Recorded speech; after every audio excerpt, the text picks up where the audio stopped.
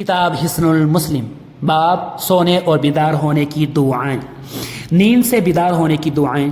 نیند سے بیدار ہونے والا وضو کرتے وقت اپنا ناک 3 دفعہ جھاڑے، کیونکہ شیطان ناک کے بانسے میں رات گزارتا ہے۔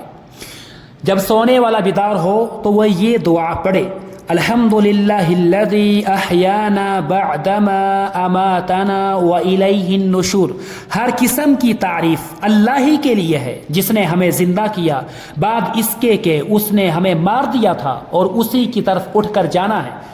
بیدار ہونے والا شخص پھر اس دعا کے بعد دوسری دعا یہ پڑھے: الحمدللہ الذی اعفانی فی جسدی ورد علی روحی واذن لی بذکرہ۔